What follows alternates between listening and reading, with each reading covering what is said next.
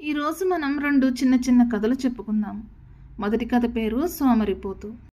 పూర్వకాలంలో ధవళగిరి రాజ్యాన్ని జయచంద్రుడు అనే రాజు పరిపాలించేవాడు. ఆ రాజుకు వింతలు విడ్డూరాలు అంటే చాలా ఇష్టం. ఒకసారి ఆ రాజుకు తన రాజ్యంలోని అత్యంత సోమరిపోతు ఎవరో అని తెలుసుకోవాలనిపించింది. ఆలోచన వచ్చిందే తడువుగా రాజు కొందరు భటులను పిలిచి మిక్కిలి సోమరిపోతును వెతికి తీసుకుని రండి అని అన్నాడు. అలా తీసుకుని వచ్చిన భటుడికి తగిన బహుమానం ఇస్తానన్నాడు. వారు వెతికి వెతికి ముగ్గురిని పట్టుకుని వచ్చారు.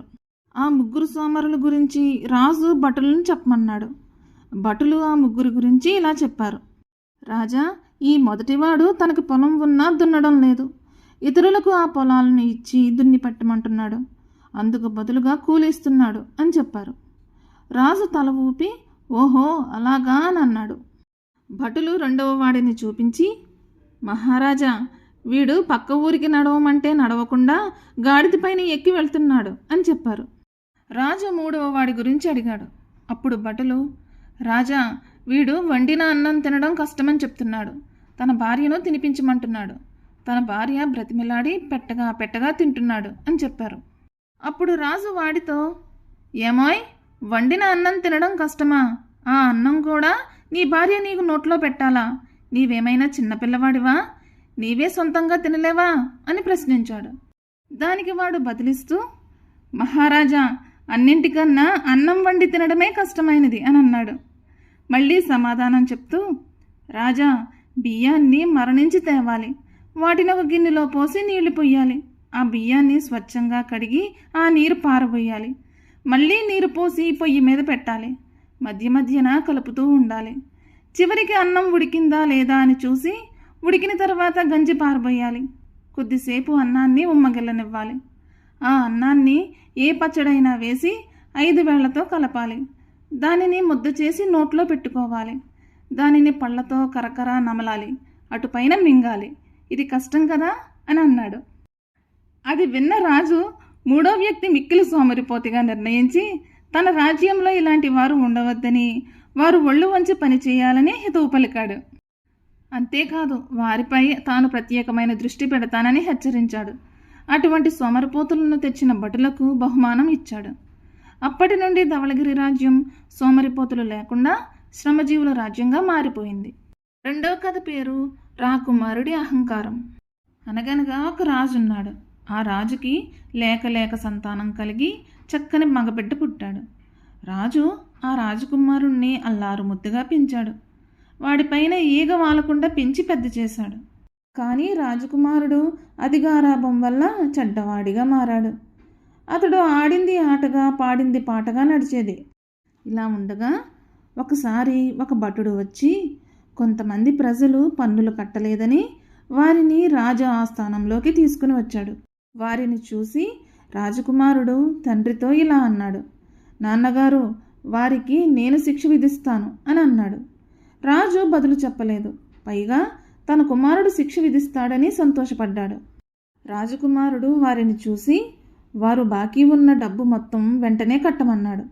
వారు తమకు కొంత సమయం కావాలి అని కోరారు. కానీ రాజకుమారుడు అవేమీ పట్టించుకోకుండా వారికి 100 కొరడా దెబ్బల శిక్షను విధించాడు. ఆ తర్వాత కొన్ని రోజులకు కొందరు రైతులు రాజాస్థానానికి వచ్చి తమకు మేలు రకం విత్తనాలను ఇప్పించమని కోరారు. అది విన్న రాజకుమారుడు, మేలు రకం విత్తనాలు ఇస్తే తర్వాత మీరు పండించేదేంటి అంటూ పుచ్చిన విత్తనాలను ఇప్పించాడు. వారు మారు మాట్లాడకుండా వాటిని తీసుకుని బయటకు వచ్చి పెంట కుప్పలో పారబోశారు. మరికొన్ని రోజులకు రాజకుమారుడు పండితులను పిలిపించి చంద్రుడిని బంతిలాగా చేసి ఆడమన్నాడు. వారు తలలు పట్టుకున్నారు. అది చూసి వారికి చేసే సన్మానాలన్నీ రద్దు చేశాడు. ఇవన్నీ గమనించిన మహామంత్రి రాజకుమారుడికి శిక్షణ కోసం గురువు వద్దకు పంపించాలని రాజుకు సూచించాడు. శిక్షణ పొందితే అతడు పరిపాలన బాగా చేయగలడని, శత్రువులు వచ్చినా వారితో ధైర్యంగా పోరాడగలడని తెలిపాడు. రాజుకు ఆ సూచన నచ్చి రాజకుమారుడిని బుజ్జగించి నగరం బయట ఉన్న గురువు ఆశ్రమానికి తీసుకుని వెళ్లారు. అక్కడ గురువును చూసి రాజకుమారుడు, ఈయన నాకు గురువు కాదు, నేనే ఈయనకు గురువును, నేను చెప్పిందే ఈయన వినాలి అంటూ ఆజ్ఞాపించాడు. అప్పుడు గురువు ఇలా అన్నాడు. నీవు ఎల్లప్పటికీ నాకు గురువువే, కానీ రేపు ఒక్కరోజు మాత్రం నేను నీకు గురువుగా ఉంటాను. నేను చెప్పిన పని చేశావంటే నిన్ను గురువుగా అంగీకరిస్తాను నేను అని అన్నాడు. అందుకు రాజకుమారుడు సంతోషించి ఒప్పుకున్నాడు. రాజకుమారుణ్ణి గురువు ఆశ్రమంలో అప్పగించి రాజు, మంత్రి అక్కడి నుండి వెళ్ళిపోయారు. మర్నాడు గురువు 100 రూపాయలు ఉన్న పళంగా తనకు గురుదక్షిణగా చెల్లించమని రాజకుమారుణ్ణి అడిగాడు. తన దగ్గర డబ్బు లేదని 2 రోజులు గడివిస్తే తాను గురుదక్షిణగా 1000 రూపాయలు ఇస్తానని చెప్పాడు రాజకుమారుడు. అందుకు గురువు ఒప్పుకోకుండా, ప్రజలకేమో గడువు ఇవ్వకుండా ఉన్న పళంగా ఇవ్వమంటావు, నీకు మాత్రం గడువు కావాలి, వారికి 100 కొరడా దెబ్బలు శిక్ష కూడా విధించావు కదా అని అన్నాడు. ఆ మాటలకు తలదించుకున్నాడు రాజకుమారుడు. ఆ తర్వాత వెంటనే గురువు కొన్ని పుచ్చిన విత్తనాలను అతనికి ఇచ్చి మంచి మొక్కలు మొలిపించమన్నారు.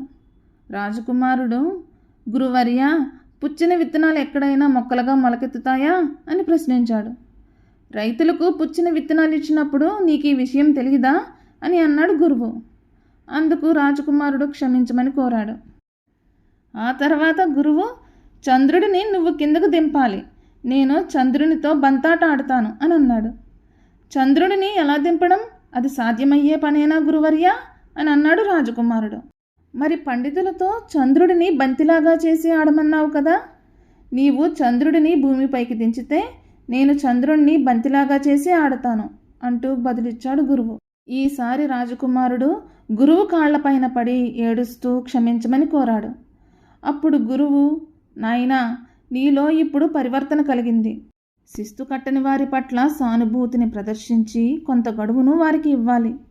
పంటలు పండించే రైతులకు మంచి విత్తనాలు ఇస్తే వారు పండించగలుగుతారు. నీవు చేసే పని ఇతరులకు చెప్పాలి తప్ప అసాధ్యమైన వాటిని పండితులకు చెప్పి వారి సన్మానాలను రద్దు చేయడం తగదు అంటూ హితవు చెప్పాడు గురువు. పరివర్తనకు సంబంధించిన అన్ని విద్యలు చెప్పండి గురువర్య, నేర్చుకుంటాను అంటూ వేడుకున్నాడు రాజకుమారుడు. అలా కొద్ది కాలంలోనే గురువు బోధనలతో రాజకుమారుడు ధర్మసూత్రాలను నేర్చుకుని యుద్ధ విద్యలు అభ్యసించి తర్వాత గొప్ప పరిపాలకుడిగా పేరు తెచ్చుకున్నాడు.